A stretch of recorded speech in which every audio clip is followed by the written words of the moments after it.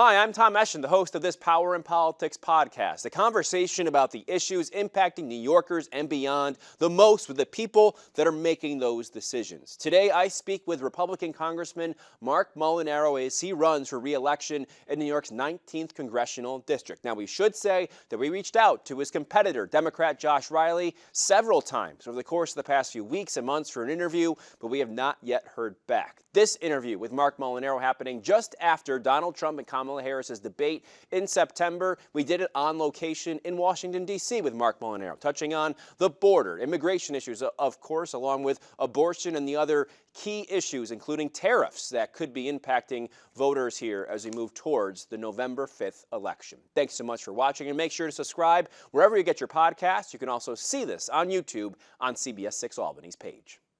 Your perception of last night's debate. Thank you. I don't think many were surprised. I don't play political pundit.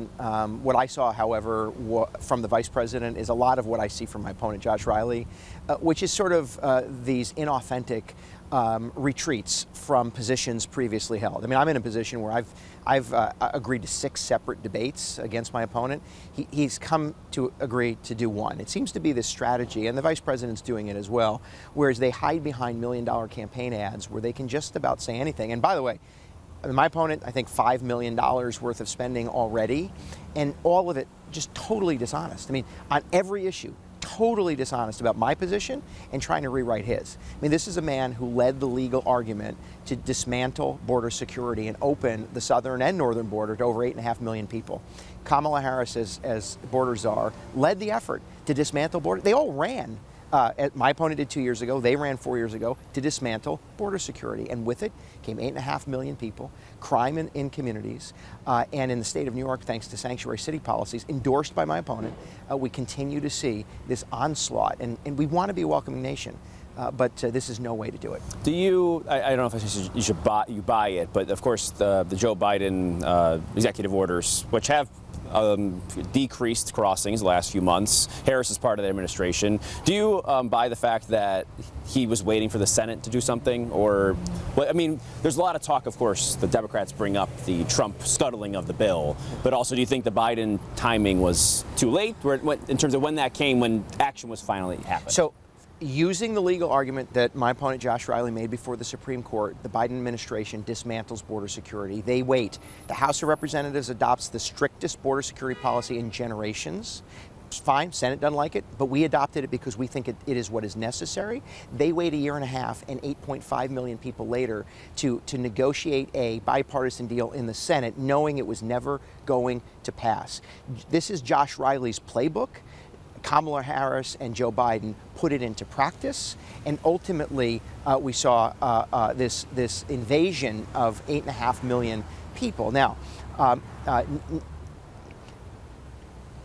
border crossings are down, but port of entry crossings are up. What that means is this president did what Pat Ryan, Democrat, and I asked to happen 2 years ago, which was emergency action, shut the border, provide resources to states like New York to end the sanctuary city practices.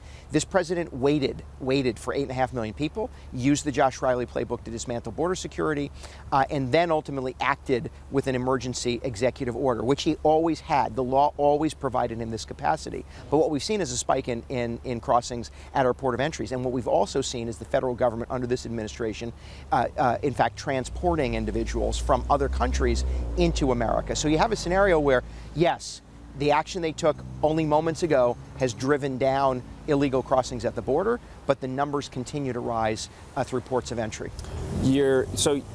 You obviously pride yourself on being bipartisan. 100%. One of the most, I guess, second most, right? Second most bipartisan member of Congress. I don't have a single bill that I've sponsored that is not bipartisan. And on the board, you mentioned working with Pat Ryan, yeah, a Democrat on that. The president, the former president, is pitching mass deportations, pitching a lot of things that people might call extreme when it comes to the border. Are you okay with that, knowing that that's not exactly a bipartisan way of doing it? Well, what is extreme is, as Kamala Harris and my opponent Josh Riley have consistently argued for, which is mass amnesty.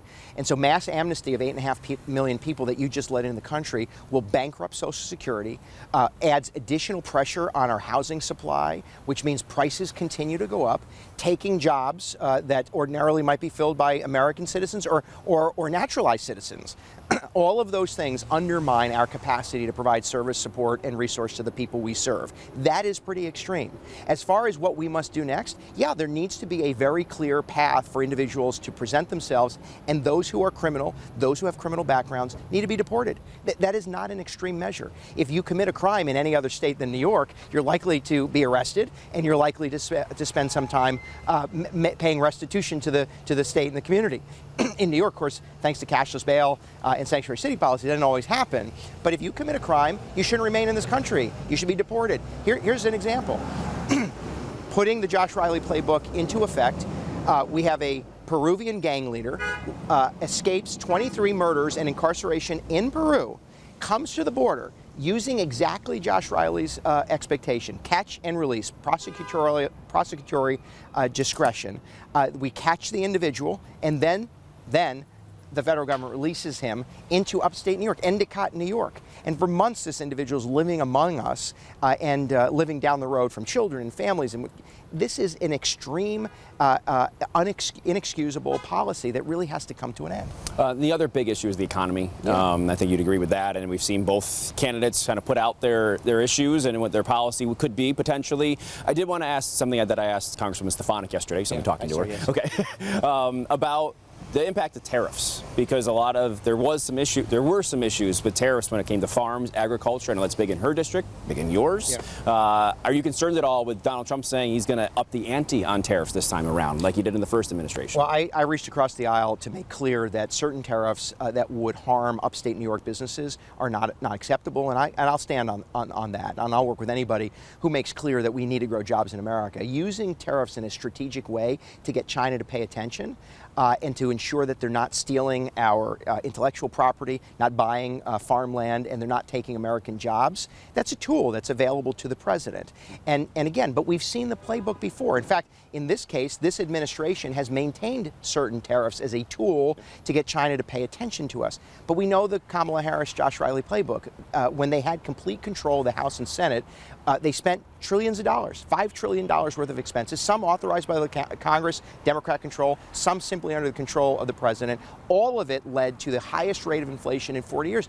And in upstate New York, we know this. Republicans and Democrats, we argue the same thing. The Josh Riley model of spending money we don't have and diminishing the value of the dollar results in high cost. New Yorkers in upstate, he might not know this because, by the way, my opponent's house is right up the road here in Washington, D.C., but we shoulder the highest burden of property taxation in the country. Why? Because the state's allowed to force its spending onto local communities, and our high cost of living as a result of inflation and high energy costs. We know the playbook. It bankrupts Americans and gives money to the federal government.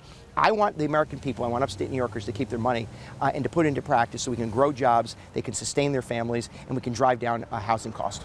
Kamala Harris has said Trump is going to have corporate tax cuts, that's going to hurt the middle class. What about Trump's policies do you think can help, like you said, reduce inflation, put money back in the pockets, make living more affordable? So I've lived every day of my adult life in upstate New York. I pay property taxes. I'm paying, as a Central Hudson customer, high energy costs. My focus is driving down costs for middle class families. It's why I support an expansion of the child tax credit, critically important. It's why I, in fact, supported the House tax bill this year, which would have driven down middle class taxes. And again, we want the capacity to grow American jobs. There's little question that manufacturers in upstate New York need relief, both regulatory and tax relief. But my primary focus is ensuring those medium-sized job creators and the middle-class families that provide the employees and are working hard in their communities, that they're getting the relief. That's my priority. You mentioned the ads, the money that's being put in, like you said, the lies. I think abortion is the big ad out there right now. Can you, just for now, I know you have on Twitter and wherever, how do you respond to that in terms of what's being alleged there, in terms of how you voted and what you have done on that for that issue? I want women and voters and constituents in this district to know this sincerely. I believe in respecting the decision women have to make. And that means for me that on health, reproductive health care, the decision should be left to a woman and her physician, not Washington, D.C. What Josh Riley has put on television has been proven fraudulent and factually incorrect by publications, 2 years ago, same ads by CNN. And my record is such that I have worked across the aisle to ensure access to IVF, to ensure that the right to make that choice is preserved in New York. I've kept my promise to object to and will continue to object to any national abortion ban. And I will work very aggressively to ensure, as I have, that there's access to prenatal and neonatal care, that women who choose to bring life into the world need the support in rural communities like the ones I represent. That's why I lead the effort to support and fund federal rural health clinics. And I believe that women should be respected. Do you believe what Donald Trump was saying last night and what he said before, that two-term abortion is legal in some places, the Virginia, the baby on the table? Do you believe that narrative? Well, Governor Northam at this time said, there's a clip of him saying this. The issue is that that the decision as it relates to reproductive health needs to be left to a woman and her physician, not politicians in Washington, D.C., and I've upheld that. I want to be sure that they're respected and that they're supported in that choice. So who won the debate last night? No, I don't do that. I mean, it's up to people who watch. I mean, I watch. It's up to you. It's all in the eye. It's the eye of the beholder. I'm just going to tell people what happened. I will say this lastly, without getting too deep into it. Listen, I think Americans, and certainly people I represent, want authenticity. They want genuineness. I think they saw a lot of rehearsed but well delivered lines. But clearly, what you get out of President Trump is entirely authentic. Good point. Thank you very much. Okay, Appreciate it, Congressman. Yeah. Thanks for listening. Hit the subscribe button right now so you can stay up to date on these news-making conversations about the issues impacting New Yorkers the most: power and politics.